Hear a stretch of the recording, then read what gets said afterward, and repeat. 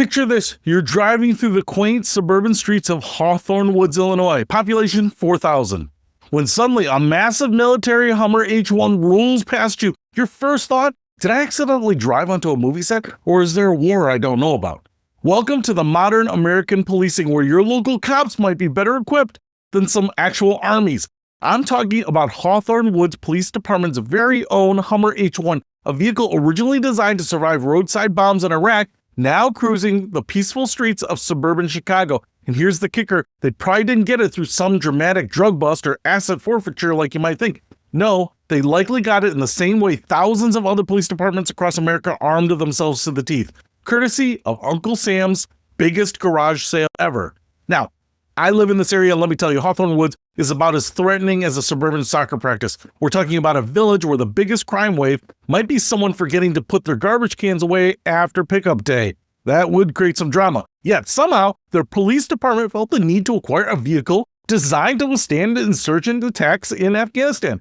Here's where things get interesting. You might assume that this Hummer came from civil asset forfeiture, the controversial practice where police can seize property suspected of being connected to crimes, even without charging anyone.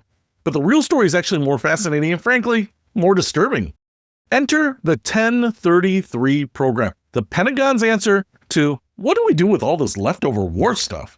Since 1990, this program has transferred over $7 billion worth of military equipment to more than 8,000 law enforcement agencies across America. We're talking about everything from office supplies to mine-resistant vehicles that cost $800,000 each when they were new. And here's the beautiful irony. The program specifically targets small police departments like Hawthorn Woods because, and I quote, the largest number of requests come from small to mid-sized police departments who are unable to afford extra clothing, vehicles, and weapons. In Illinois alone, law enforcement agencies have received at least $37 million worth of military equipment. We're talking about 5,500 rifles and pistols, 16 military helicopters, and over 12,000 pieces of assorted military equipment. Knox County, with a population that could fit into a large high school, somehow managed to acquire more than 1,900 pieces of military equipment because apparently rural Illinois is just crawling with insurgents.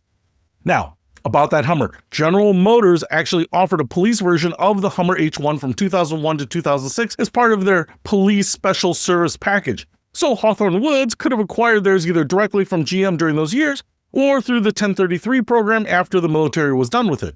Other Illinois departments definitely went the military surplus route. Round Lake Park Police Department, serving about 7,000 people, got themselves a Hummer for patrols and SWAT deployments because nothing says community policing like rolling up to a domestic dispute in a vehicle designed for combat zones. Benedictine University in Lisle, a Catholic college, somehow convinced the Pentagon they needed a Humvee, 2 M16 rifles, and other military gear to protect their 6,500 students. Their police chief actually said, and I'm not making this up, short of a weapon of mass destruction, you can get any kind of military gear that's out there. Meanwhile, the Brookfield Zoo has an arsenal of automatic combat rifles. Apparently, the penguins have been acting up. But here's what really gets me. In 2006, the 1033 program transferred $33 million worth of equipment. By 2013, that number had jumped to $420 million. The program was literally exploding and nobody was paying attention until those Ferguson images hit our screens. And get this, the Government Accountability Office investigation found that they could set up a fake law enforcement agency and get $1.2 million worth of military equipment, including rifle parts and night vision goggles. The GAO investigator said it was like getting stuff off of eBay. No background checks, no verification, no visits to their fake location, just military weapons handed out like party favors. But here's the really insidious part. Many states allow police departments to keep the proceeds from asset forfeitures to fund their operations. Texas, for example, lets agencies use seized funds for salaries, equipment, and other expenses. This creates a kind of perverse incentive where police departments have a financial interest in taking people's property. Between 2018 and 2020, civil asset forfeitures added $7.7 million to Harris County's law enforcement budgets alone. That's a lot of motivation to find reasons to seize property whether or not anyone is actually guilty of a crime.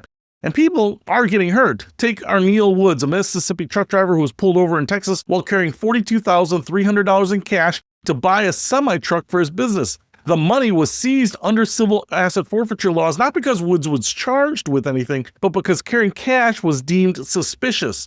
2 years later, he still hadn't gotten his money back. This isn't some theoretical debate. This is happening to real people right now all across America. So what does this have to do with the Hummer in Hawthorn Woods? Well, everything. It's all part of the same system that has fundamentally changed how American policing operates. We've created a system where small-town cops can actually acquire military hardware designed for foreign battlefields, where carrying cash makes you a suspected drug dealer, and where a line between police and military has been thoroughly obliterated.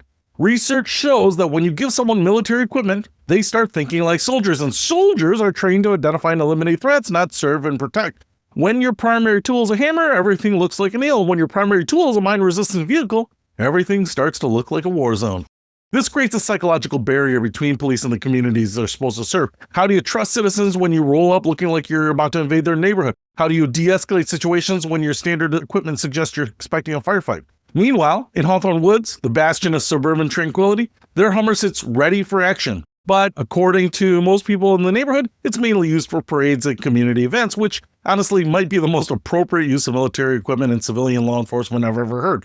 Here's our tank, folks. Isn't she pretty? Don't worry, we drive it in parades. It's like having a nuclear submarine for demonstration purposes. Completely overkill, but I really like it. And even though it sounds like I've complained about military equipment finding its way into the civilian police departments around the country, the truth is, the H1 Hummer was one of my favorite vehicles growing up. It is so cool looking. It was so badass looking that when I first saw the Hummer driving around Hawthorn Woods, I thought that is the coolest thing ever. I want to see it. I want to be at the next parade where it's there, because you know what? I realize policing is a tough business. Policing requires equipment, and policing that looks cool while doing it, that makes you look badass while you're doing a tough job, I actually really appreciate. So, if you want to come up and see the Hawthorn Woods police Hummer, it's usually parked outside the police station, but I've never been offered a ride in it, but I really want one, and I'm glad Hawthorn Woods has one.